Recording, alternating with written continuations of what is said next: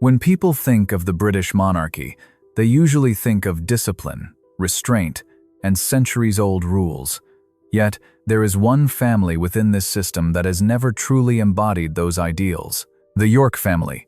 And at the center of this story stand two sisters, Princess Beatrice and Princess Eugenie. This is not a fairy tale. It is not a sympathetic character portrait, and it is not a story about tragic victims of circumstance. This is an analysis, a sober, uncomfortable examination of what happens when people grow up surrounded by immense privilege, without ever being required to face real consequences. Beatrice and Eugenie are the granddaughters of Queen Elizabeth II. They were born into a world where wealth, protection, and status were taken for granted. But that very shield created an environment in which poor decisions carried no lasting cost, questionable relationships were tolerated, and moral boundaries slowly blurred.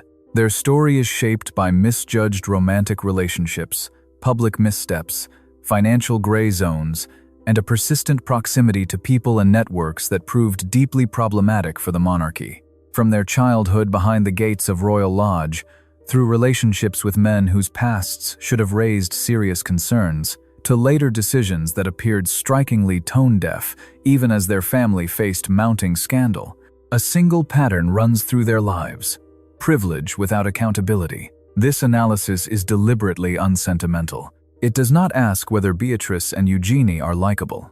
It does not ask whether they suffered. Instead, it asks a different and far more uncomfortable question. What happens to people who are given everything, yet are never required to take responsibility for anything? The story of the York sisters is not a footnote in royal history. It is a case study. And this is where we begin.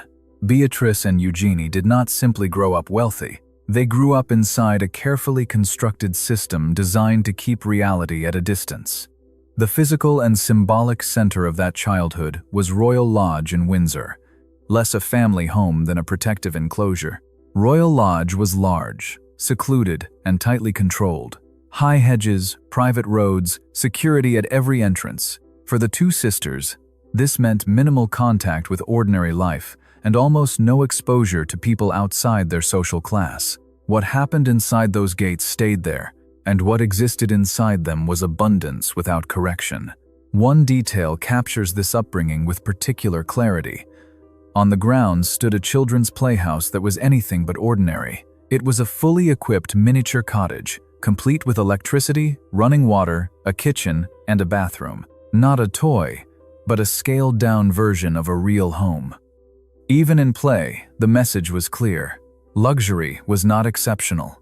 It was normal. The environment alone, however, does not explain everything. The behavior of their parents reinforced the lesson. Their mother, Sarah Ferguson, developed a reputation for spending that alarmed, even within royal circles. In the early 1990s, she accumulated millions of pounds in debt to British banks. Yet nothing truly changed. The house remained. The lifestyle continued. The safety net held. In 1992, when Beatrice and Eugenie were still children, their parents separated. The divorce was publicly described as amicable, but it unfolded amid financial instability, tabloid humiliation, and growing tension within the royal family. Their father, once considered a favored son of the Queen, became increasingly controversial. Their mother shifted from royal asset to constant headline. For the sisters, this created a strange contradiction. Emotionally, the family structure was unstable. Publicly, it was scrutinized and ridiculed. Yet materially, everything was secure. There were no visible consequences, no loss of status, no enforced adjustment. Media attention intensified as they grew older. Their bodies, clothing, and appearance were dissected long before their personalities or actions mattered. But even here, protection softened the impact. Criticism existed, yet it rarely demanded reflection or change. This was the foundation on which their adult lives would be built. A childhood that taught them that problems fade, that boundaries bend, and that responsibility is negotiable. As Beatrice entered her late teenage years, the consequences of that sheltered upbringing began to surface. Despite advisors, protection, and institutional experience all around her, She lacked something essential: an internal sense of risk, responsibility, and limits. In 2005, when Beatrice was 17, she met Paulo Leuzo. On paper, he appeared acceptable. He came from a wealthy background, was American, educated, and socially connected. But behind that surface lay a history that should have raised immediate concern. Leuzo had previously been involved in a violent altercation that resulted in another man's death. Although the original charge of manslaughter was later reduced, the incident was serious, documented, and widely known. Despite being under probationary conditions, Leuzo traveled with Beatrice and her family to Europe. This was a clear violation of the terms imposed on him. The fact that it happened at all illustrated, once again, how status and proximity to power could override normal constraints. It was only after the British press exposed the relationship that the situation became publicly untenable. The narrative was devastating: a princess romantically involved with a man linked to violence and death. The relationship ended, but not quietly. For Beatrice, it became a public humiliation at an age when identity is still fragile. For observers, it marked the first clear signal that her decision-making was neither careful nor well contained by those around her. Almost immediately, another chapter began. Later, in 2006, Beatrice met Dave Clark, an American executive working in the technology sector. In contrast to Leuzo, Clark seemed to represent stability. He was successful, respectable, and free of scandal. What was initially perceived as a temporary relationship evolved into a decade-long commitment. Those 10 years, however, were defined less by growth than by inertia. Beatrice invested fully. Clark was introduced to her family, brought to public events, and integrated into her life. Yet the relationship showed no clear progression. Marriage remained unresolved. According to reports, Beatrice eventually issued an ultimatum. Either the relationship moved forward, or it ended. It did not move forward. In 2016, the relationship collapsed. Beatrice was approaching her late 20s. An entire decade had passed. During those years, she had largely placed her personal future on hold, anchored to a partnership that never offered her certainty. Clark moved on with his life. She was left behind, emotionally depleted and without the outcome she had waited for. This period is critical to understanding Beatrice.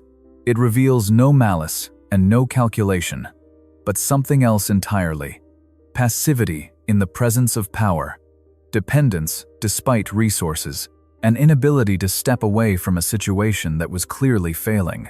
In a system designed to absorb consequences, even stagnation can survive for years. Beatrice's story makes that unmistakably clear.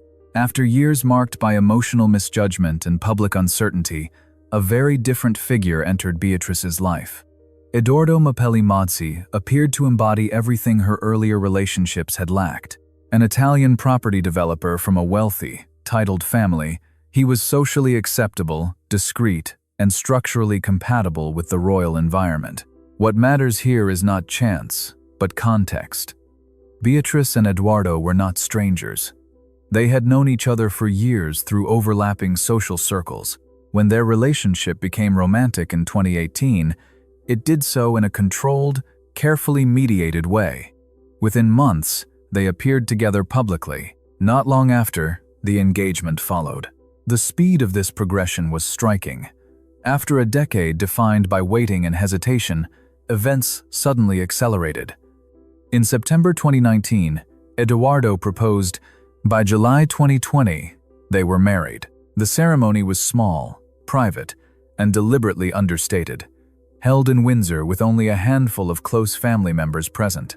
The timing was not accidental. The wedding took place during a period when Beatrice's father was increasingly associated with one of the most damaging scandals in modern royal history. A discreet ceremony served multiple purposes. Pandemic restrictions offered a practical explanation, but the intimacy also limited media scrutiny and prevented any direct linkage between marital celebration and familial crisis. Edoardo himself arrived with complexities of his own. A previous relationship, a young child, and an existing family structure meant that Beatrice immediately stepped into a role requiring responsibility and adjustment. Here, a notable shift occurred. Unlike earlier chapters of her life, this relationship held. The marriage brought stability, clarity, and eventually 2 children. Whether it represents a romantic culmination or a strategically sound resolution remains open to interpretation. What is clear is that for Beatrice, it offered something she had long lacked: quiet. And in a life shaped by insulation rather than consequence, that quiet may have been the most valuable outcome of all. Marriage and domestic stability could have marked a turning point toward discretion. Instead, Beatrice's actions as an adult reveal a persistent pattern, a limited sensitivity to timing, context, and public consequence. In October 2025, as her father faced mounting pressure, the loss of remaining titles, and the very real possibility of being forced out of Royal Lodge, images surfaced that unsettled the royal household. Beatrice had hosted an exclusive afternoon tea in Riyadh at the Ritz-Carlton in Saudi Arabia. This was not just another luxury venue. Internationally, the Ritz-Carlton in Riyadh is associated with a notorious political purge, where members of the Saudi elite were detained during a high-profile internal crackdown. The location carries heavy symbolic weight. Choosing visibility there, at that moment, was seen internally as profoundly tone-deaf. The issue was not a formal breach of protocol, it was judgment. At a time when the family required restraint, Beatrice opted for public presence in a morally charged setting. The contrast was impossible to ignore. Further damage followed. Court documents revealed that a sum of £750,000 had been transferred into her father's account by a businessman with questionable connections. The money was described as a wedding gift intended for Beatrice. Although sources insisted she was unaware of the transfer, the association alone proved corrosive. In a system built on perception, proximity can be as damaging as participation. Soon after, Beatrice received a new ceremonial role within a respected charitable organization. Publicly, it appeared as rehabilitation. Privately, it was viewed as transactional. Her father agreed to retreat from prominence. And in exchange, the public standing of his daughters remained intact. Taken individually, each episode could be rationalized. Together, they form a coherent pattern. Beatrice did not deliberately provoke outrage. She simply failed to anticipate it. A lifetime of buffered consequences had dulled her sense of proportion. This is not malice. It is conditioning, and it explains why stability did not translate into restraint. Princess Eugenie grew up in the same environment as her older sister. The same house, the same parents, the same constant exposure to media scrutiny. Yet, from an early stage, she developed a different way of navigating that pressure. Her childhood followed the same basic pattern: Royal Lodge, private education, and a social circle almost entirely limited to people of similar status. But while Beatrice often appeared passive, Eugenie showed a greater instinct for self-definition, not through rebellion, but through control. A decisive moment came when Eugenie was 12 years old. She was diagnosed with severe scoliosis, a spinal curvature that required extensive corrective surgery. The operation lasted several hours and involved the insertion of metal rods and screws into her spine. For a child already living under relentless public observation, this could have become another point of vulnerability. Eugenie chose a different approach. She did not hide the scar. Instead, she made it visible. At public events, she deliberately wore backless dresses and spoke openly about her surgery. This was not accidental openness. It was a calculated reclaiming of narrative control. By defining her vulnerability herself, she reduced the press's ability to weaponize it. This marked one of the rare moments in which a York sister actively shifted the balance of power between private experience and public perception. What might have become a lifelong source of mockery was reframed as resilience. Her romantic life followed a similarly structured course. In 2010, Eugenie met Jack Brooksbank. There were no scandals, no interruptions, no prolonged uncertainty. The relationship developed steadily. Brooksbank had his own career, his own ambitions, and a family background that was broadly acceptable within royal circles. Most importantly, the relationship moved forward. After 7 years, the engagement came. In 2018, they married at St. George's Chapel in Windsor, in a ceremony that was public, formal, and entirely in line with royal expectations. The message was stability. That did not shield Eugenie from criticism. Her clothing, body, and fashion choices continued to be ridiculed, sometimes cruelly. One particular headpiece, worn to a high-profile wedding, became a national joke. The difference now was her response. Rather than internalizing the mockery, Eugenie withdrew from it. Compared to Beatrice, Eugenie appears more disciplined, more aware of perception. Yet the foundation beneath her life remains the same. The same privileges, the same protective structures, and the same family shadow, still waiting to assert itself. No matter how differently Beatrice and Eugenie have tried to shape their lives, there is one point at which their stories inevitably converge. A single name, a single association, a shadow that cannot be managed or outpaced: Jeffrey Epstein. Their father's relationship with Epstein is extensively documented. Meetings, photographs, flight records, testimony. What matters most is not simply that this relationship existed, but that it continued after Epstein's first conviction. That detail alone makes every later attempt at distancing deeply problematic. For the York sisters, this scandal became a permanent liability. Regardless of what they personally knew or did not know, they were drawn into a narrative they could not control. Particularly damaging were statements Epstein left behind himself. In private messages, he claimed that Sarah Ferguson visited him shortly after his release from prison, accompanied by her 2 daughters. These claims were forcefully denied. There was said to be no memory of such a visit, no conscious meeting. But denials rarely end a story when documentation exists, and in this case, it did. Photographs from Beatrice's 18th birthday show Epstein in the background. Alongside him stood Ghislaine Maxwell, figures whose later notoriety makes their presence deeply unsettling. Their appearance was explained away as social overlap, yet the questions never fully disappeared. Additional discomfort came from accounts connected to Epstein's victims. In her memoir, Virginia Giuffre described conversations in which Andrew referred to his daughters as a point of comparison, not as participants, but as context. Even that indirect association carries weight. For Eugenie in particular, the aftermath required careful navigation. She largely remained silent, avoiding public commentary and focusing instead on charity work and family life. Silence became a survival strategy. Not because the issue was trivial, but because any statement risked reigniting attention. The Epstein affair is not a closed chapter. It remains an open wound, and for Beatrice and Eugenie, it is a stain they did not create, yet cannot shed. In an institution built on symbolism and moral authority, that may be the heaviest burden of all. It's the end. This story is not about criminal guilt or personal malice. Beatrice and Eugenie are not perpetrators. They have not committed crimes. And that is precisely what makes their biographies so revealing. They show how a system operates when responsibility is consistently softened rather than enforced. Both sisters are products of a structure in which protection takes precedence over accountability. Mistakes are not confronted. They are absorbed. Proximity to questionable individuals does not automatically trigger consequences, as long as the institutional framework remains intact. This applies to romantic choices, financial entanglements, and public appearances alike. Beatrice exemplifies passivity in abundance. She had time, resources, and access, yet little internal direction.